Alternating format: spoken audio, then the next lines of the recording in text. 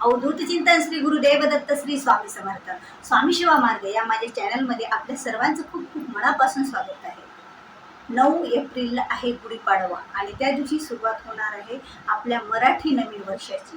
त्या निमित्ताने आपल्या घरोघरी ही गुढीपाडवा सण हा साजरा केला जातो. नवीन वर्षाची सुरुवात ही गुढी उभारून केली जाते आणि या दिवशी 3.5 मुहूर्तापैकी एक मुहूर्त असल्या कारणाने ज्या काही सेवा आराधना पूजा आपण ज्या देवी देवतांच्या करू किंवा एखाद्या नवीन कार्याला सुरुवात करू तर त्यासाठी वेगळा मुहूर्त असा आपल्याला बघण्याची गरज नसते, कारण तो 3.5 मुहूर्तापैकीचा एक मुहूर्त असल्या कारणाने त्या दिवशी जे काही कार्य करू ते सर्व आपले सिद्धीत जात असतात. त्या दिवशी सिद्धी योग असतो. यामुळेच तर आपण नवीन एखाद्या शॉप टाकत असलो किंवा नवीन एखादा बिझनेस टाकत असलो किंवा एखाद्या कोणत्याही कामाची सुरुवात करायची असते तर हा दिवस म्हणजे खूप असा महत्त्वाचा आणि शुभ दिवस मानला जातो, कारण हा दिवस खूप शुभ असतो. आणि म्हणूनच या दिवशी आपण काही सेवा उपाय तोडगे आपल्या घराच्या समृद्धीसाठी सुख समृद्धीसाठी केले, लक्ष्मी प्राप्तीसाठी केले, धनवृद्धी धनप्राप्तीसाठी केले, आपल्या घरातील संपत्ती चिरकाल टिकण्यासाठी केले तर खरंच हे उपाय आणि तोडगे आपल्याला असा भरपूर आशीर्वाद मिळत असतो, कारण हा दिवसच हा लक्ष्मीकारक दिवस असतो. म्हणून महिलांनो, तर आपल्याला काहीतरी या दिवशी एक उपाय आणि तोडगा करायचा आहे बघा, जे आपल्या घरासाठी सुखकारक आहे, जे आपल्या घरासाठी समृद्धीकारक आहे. यामुळे निश्चितच आपल्या डोक्यावरचं वजन कमी होतं आणि आपल्या घर हे सुख समृद्धी आणि भरभराकडे आपल्या घराची वाटचाल होते. पहिली जरी असली आपल्या घरात भरपूर सुख संपत्ती तरी आणखी भरपूर त्याच्यामध्ये वाढ होत असते. आणि लक्ष्मी प्राप्तीचा हा खूप असा मोठा तोडगा आहे आणि उपाय आहे आणि सेवा पण आहे. याला आपण काही म्हणू शकतो, कारण त्या दिवशी बघा आपल्याला एक सेवा उपाय तोडगा करायचा आहे. तो तोडगा असा आहे की आपल्याला एक पोटली बनवायची आहे, जे की लक्ष्मी प्राप्तीच्या वस्तूंची पोटली बनवायची आहे. बघा, सगळ्यांनाच लक्ष्मी प्राप्ती म्हणजे धन धान्य ह्या काही गोष्टी असतात त्यापासून आपल्याला पोटली बनवायची आहे. बघा, धान्य म्हणजे आपल्याला त्या पोटली, म्हणजे मी तुम्हाला एक पोटली दाखवते की त्या रीतीने आपल्याला पोटली बनवायची आहे. तर बघा, अशी ही एक पिवळी पोटली आपल्याला तयार करायची आहे.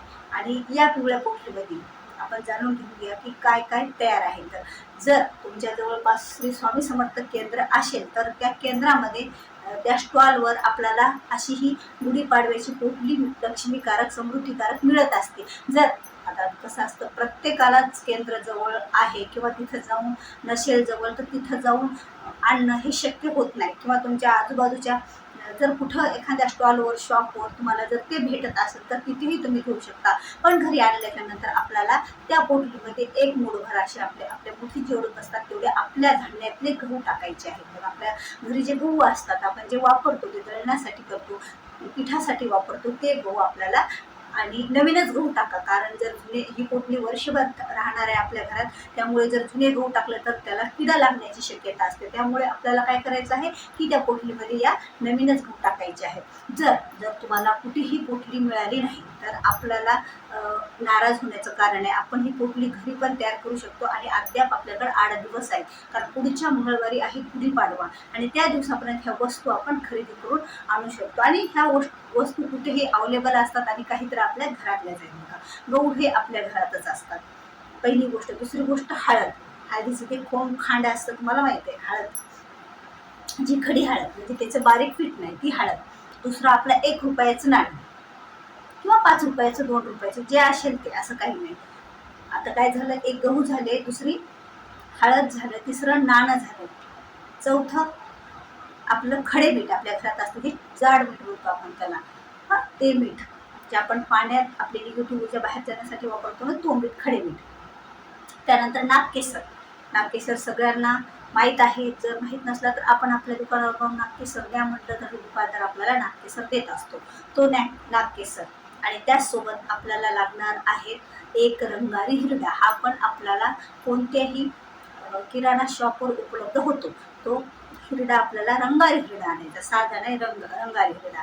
आणि त्यानंतर आपल्याला त्याच्यामध्ये आणायचे आहे ते आपल्या तांब्याचे लक्ष्मीचे पद्म म्हणजे पावलं बघा, आपण जे पावलं लक्ष्मीचे पावलं आणायचे आहेत आपल्याला, तर ते लक्ष्मी पद्म आपल्याला कुठे भेटणार आहेत, तर ते लक्ष्मी असं बारीक पत्रा तयार करून लक्ष्मीचे पद्म तयार केलेले असतात, तर आपल्याला सोनाराकड पण मिळून जातील ते पद्म.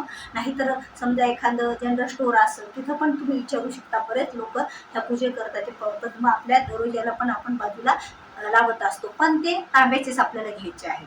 तर ह्या एवढ्या वस्तू या पोटलीमध्ये आपल्याला दाखवलं. त्या पोटली तुम्हाला अशी पोटली शिवून घ्यायची, आपण तयार करून घ्यायची घरी पिवळ्या कपड्याची, आणि त्यात हे सर्व साहित्य आपल्याला भरायचं. ती पोटली पिवळ्याच दोऱ्यानं अशी बांधून घ्यायची, आणि त्यानंतर ती पोटली आपल्या आता गुढीपाडव्याच्या दिवशी हा उपाय आपल्याला तोडगा करायचा. हे सर्व साहित्य टाकायचं.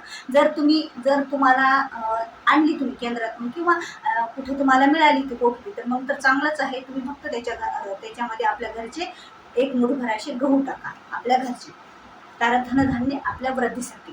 तर ह्या सर्व ज्या वस्तू आहेत त्या सर्व काय आहेत, लक्ष्मीकारक समृद्धीकारक, आपल्या घरात लक्ष्मी चिरकाल टिकण्यासाठीच्या ह्या वस्तू आहेत. त्याप्रमाणे आपल्याला ही पोटली अशी तयार करायची. आणली तर त्यामध्ये गहू टाकायचं. मग ती पोटली आपल्याला अशी हातामध्ये घ्यायची बघा.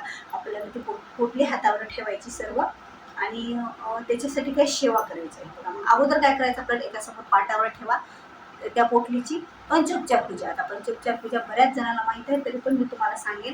पंचोपचार पूजा करायची म्हणजे त्याला गंध लावायचा, थोडा हळदी कुंकू अक्षता व्हायचं, फूल व्हायचं, धूप द्यायची, दीप द्यायचा, दाखवायचा, थोडासा प्रसाद म्हणून खडीसाखर ठेवायचं, पाणी फिरवायचं, आणि नंतर त्याला नमस्कार करायचा, आणि नंतर ती पोटली उचलून आपल्या हातावर आपल्याला घ्यायची आहे. हातावर घेतल्याच्या नंतर काही आपल्याला सेवा करायची आहे. एक माळ श्री स्वामी समर्थ महाराजांचा जप करा अगोदर. त्यानंतर तुम्हाला विष्णू गायत्री मंत्र म्हणा. ओम नारायणाय विद्महे वासुदेवाय धीमहि तन्नो विष्णू प्रचोदयात. हा 108 वेळा म्हणजे एक माळ म्हणायचा. आणि पोटली उजव्याच हातावर घ्यायची. तुम्ही डाव्या हाताने माळ जप करू शकता, किंवा बाजूला कोणाला बसून त्यांच्याकडून जप करू शकता, किंवा तुम्ही कोणत्याही आपल्या याच्याजवळ मोजून तो जप करू शकता, तुम्हाला जसं शक्य होईल तसं. तर पहिला श्री स्वामी समर्थ जप, श्री स्वामी समर्थ हा जप 108 वेळा म्हणजे एक माळ. नंतर ओम नारायणाय विद्महे वासुदेवाय धीमहि तन्नो विष्णू प्रचोदयात हा विष्णू गायत्री मंत्र एक माळ. त्याच्यानंतर आपल्याला लक्ष्मी मंत्र म्हणायचा, लक्ष्मी गायत्री मंत्र म्हणायचा. ओम महालक्ष्मीचे विद्महे विष्णू पत्नीचे धीमहि तन्नो लक्ष्मी प्रचोदयात. आणि त्यानंतर आपल्याला म्हणायचा आहे कुबेर मंत्र.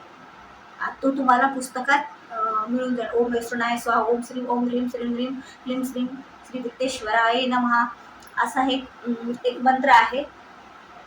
मी तुम्हाला त्याचा विनियोग सांगितला. समोर एक मंत्र मला आठवत नाही, तो आपल्याला मंत्र म्हणायचा आहे. कोणता? कुबेर गायत्री मंत्र. हे सर्व मंत्र झाल्याच्या नंतर आपल्याला ती पोटली नंतर परत त्या जागेवर थोडा वेळ ठेवायची. त्यावेळेला तुम्हाला तुमच्या घरातल्या ईशान्य कोपऱ्यात बांधायची बघा. आणि हे सर्व मंत्र कशात आहेत, तर आपल्याकडे जर नित्यसेवा असेल त्याच्यामध्ये बघा आहे, नाहीतर मी तुम्हाला डिस्क्रिप्शन बॉक्समध्ये हे मंत्र देते, तुम्ही बघून घ्या. हे सर्व मंत्र जे म्हणायचे ते. तुमच्याकडे जर नित्यसेवा असेल तर नित्यसेवेमध्ये मंत्र विभाग ह्या पानावर हे सर्व मंत्र आहेत बघा. तर हे मंत्र म्हणायचे. आणि कुबेर मंत्र म्हणजे शेवटचे सांगितलं ना, कुबेर गायत्री मंत्र.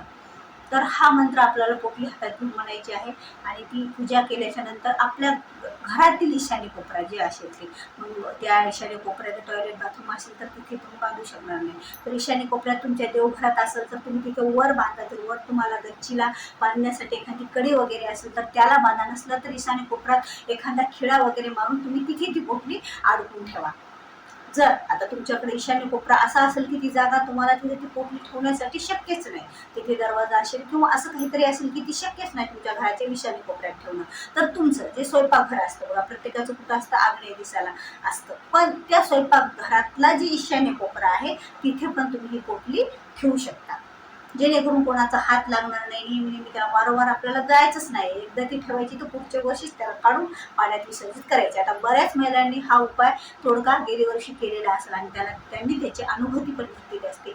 खूप असा लक्ष्मीकारक हा तोडगा आहे, समृद्धीकारक हा तोडगा आहे. आपल्या डोक्यावरचं ओझं कमी करण्यासाठी, म्हणजे जो कर्जाचं ओझं असतं ते याला लवकरच कर्ज बघा भेटत असतं आणि आपल्या घरात लक्ष्मी प्राप्ती होत असते. आपल्या प्रत्येक अडचणी ह्या दूर होत असतात. त्यामुळे हा तोडगा आपल्याला गुढीपाडव्याच्या दिवशी करायचा. आणि जर तुम्हाला अडचण असेल तर तुमच्या पतीकडून करून घ्या, मुलाकडून करून घ्या, घरातल्या कोणत्याही व्यक्तीने हा तोडगा केला तरी चालेल. आता त्या दिवशी शक्यच नाही, तुम्हाला सुतक आलं किंवा तुमच्या घरात त्या दिवशी होणारच नाही, तर तुम्ही कोणत्याही एका बुधवारी करून घ्या चैत्र महिन्यामध्ये.